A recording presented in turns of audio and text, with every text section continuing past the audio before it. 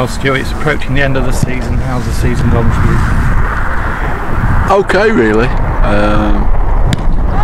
You know, in terms of result, it's been quite tough. Because like all footballers and football people, you want to win your match at the weekend. But we found it tough going against league opposition. But saying that, you know, the last 3 or 4 weeks, in terms of results, there's been a marked improvement, which is pleasing. But as I say, sometimes when you work on the youth side, you've got to look at the wider aspect of things. And fair play to the lads, they've tried to put right or to carry through everything that we've worked on on the training ground. So it's been enjoyable. You know, they're a great set of lads, great attitudes. There's not a one bad egg within the group, and I can see a real improvement with them over the 6 or so months that I've been here. But obviously the second years now are just on edge a little bit, because obviously they're waiting to find out whether they're going to get professional contracts next season. So it's an uncomfortable time for them, but one that they have to deal with, because, you know, if they do go on to make livings out of the game, every year or 2 years, you know, they're going to be out of contract, and it's just part and parcel of being a footballer. Is that something you've been involved with before, telling kids that they've made it? Yeah, it's not nice, obviously. We had meetings a couple of weeks ago with the under-16s parents and the players themselves to tell them those that will be coming in as next year's apprentices. So obviously it's not nice when you're breaking somebody's heart, or you're shattering someone's dream. But the thing about football is, just because you don't, you're not deemed good enough at Grimsby Town, doesn't mean that you can't go on and have some kind of career out of the game. So it's not nice. It is part of the job, unfortunately. Obviously that can be made up a little when you're telling lads that they are being took on, or they are being kept on, they are being signed professional. When that happens, it makes it all worthwhile. Do you think some of them know in their heart of hearts that they're not going to make it? I would say some of them do. Some of them think that maybe they're not going to get contracts, but I think there are a fair number within the group that believe that they've got every chance. And unfortunately, when you're at a lower league club, a club like Grimsby, it's not always on solely ability. Finances undoubtedly have to come into it. Budgets. If you're at a bigger club, you have the luxury that you can probably put them into a development squad and nurture them for another 12 months, 2 years.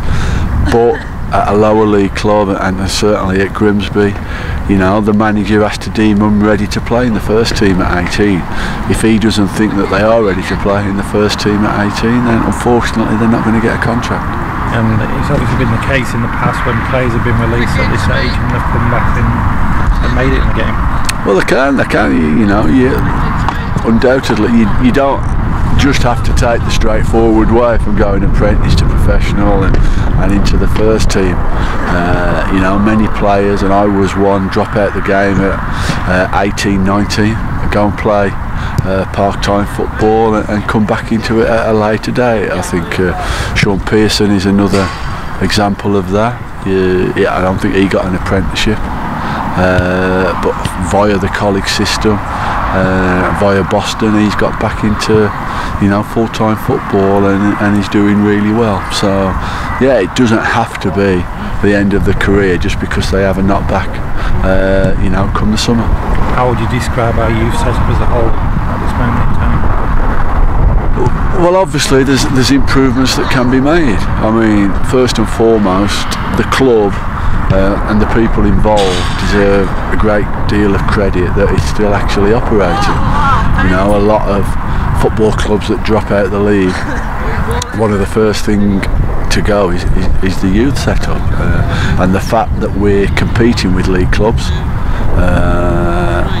who get this £250,000 a year funding, and then obviously the club have to make a contribution of about 130,000 on top of that. So you know, the teams that we're coming up against, your Scunthorpes and Hulls and Hartlepools and all the league clubs that we come up against, you know, are a significant advantage over us because they get this funding. So obviously it's pivotal, and it's really important for the youth part of Grimsby Town that the first team can get into the Football League, because it will open up the funding. Once we get that funding plus the club's contribution, then we would be looking obviously to make significant improvements. But I have to say, the biggest strength of the academy that I've seen is actually the people within it. I've been impressed with the coaching. I've been impressed with the young coaches that we've got at the academy. So you know, I firmly believe that not only should we be nurturing the young players, we should be nurturing the young coaches that we have as well. And we have managed to compete against these clubs like Scunthorpe and all that. Yeah, we have, and at younger age groups we've done really well and have been competitive. But you know, securing players is a problem because we're not in the Football League, and unfortunately at the moment we're getting some of our better players are getting cherry picked, you know, and going to these league clubs. But we're endeavouring and we're doing all we can. We're looking at ways to improving the recruitment and the scouting, and we're really trying to make sure that, you know, all the local talent, Grimsby and the surrounding areas, you know, stay in Grimsby and stay with Grimsby Town. Obviously, you know, we've got Scunthorpe looking at our lads, we've got Hull looking at our lads, and the situation we're in at the moment, we're just having to deal with it and cope the best we can. But I'm sure, as I've said earlier, that things would improve significantly if we get promoted and we can get our hands on that funding. You just said a few moments ago that you've got the relationship with the college. That helps, doesn't it? Absolutely. You know, it was something that the club had maybe 3 or 4 years ago that has, both parties I suppose have drifted apart somewhat, but we're looking to build bridges with the college. We're looking to help the college and to help the lads within the system, and those lads that don't get took on, you know, we can steer them towards the college where they can still play a decent standard of football. We can still keep an eye on them if they develop, you know, a little bit slower than the lads that we have within the club. And obviously the education is vital to them. So, you know, we're looking at building bridges with the college as well as building bridges with the local leagues. And myself and Alan Lamb went to a local league meeting last week. So again, you know, we're looking to build bridges with those, and if we can get the local coaches, if you like, to be our ears and eyes, and if again, going back to the local talent, if any of these local coaches see local talent, we want them to point them in the direction of Grimsby Town. Why does a young player playing locally and he wants to play for Grimsby Town not be given a chance? Well, absolutely. I mean, first and foremost, we want young talent and young lads who aspire to play for Grimsby Town to believe that they've got every chance of playing for Grimsby Town. So, you know, I would encourage local lads who believe that they have the abilities to write into the club, and we'll endeavour to make sure that we get one of our scouts out to watch them. Obviously, every lad that writes in isn't going to be good enough, but you know, we will do everything we can, as I said earlier, to make sure that the Grimsby and the surrounding areas, that local talent, first and foremost, is coming to Grimsby Town. First team play Kidderminster tomorrow.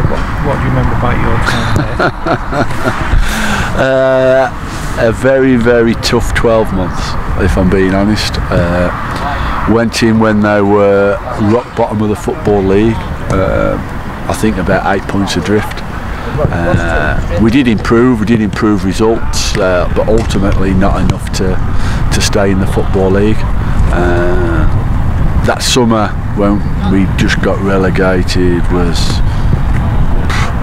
probably the toughest summer of my life in terms of football. To this day, I've never spoke to the press about what went on behind the scenes at Kiddeminster. I'm sure the Kiddeminster fans would be amazed if I ever made public what went on there and what I was asked to do and some of the conditions that I was asked to work and operate under. But it certainly made me a better manager. You certainly come across things that you don't cover in your FA coaching courses, and it was a tough 12 months. By the time that I left, if I'm being honest, I was ready to leave. I felt that literally, certainly the last 6 or 7 months I was swimming against the tide, and the harder that you swam, the more you got dragged under, if you like. But I am better for the experience. But it was a tough 12 months. But a lot of good people there at the club at the time. It would be nice to see them get the league status back. You know, and I think it's a massive game for Kidderminster, because I think if they're to harbour any ambitions of getting into the playoffs, I think really they have to look to beat us on Saturday. We go there and it always looks like a great setup, like. Yeah, looks can be deceptive. It's a lovely little stadium, no doubt about that. You know, we didn't have any training facilities when I was there. It was a case of going to the local park, turning up half hour before the lads, removing all the dog muck from the training area, making sure it was as clean the best we can. You know, if there'd been games on the pitches Saturday morning, Saturday afternoon, Sunday morning, Sunday afternoon, it certainly wasn't in great condition to train on a Monday morning. So, you know, that's things that fans don't see. It certainly didn't have the underbelly of a football league club. There was no apprentices. You know, the club had, if you like, progressed pretty quickly from non-league into the league, and kind of left the youth system way behind. So there was many things that wasn't right with the club at the time. Things that obviously we were looking to improve, but as I say, certainly the last 6 or 7 months of my time there wasn't enjoyable. It was really hard work. I was getting up in the morning and literally hadn't had any sleep during the night, and undoubtedly it was a slog.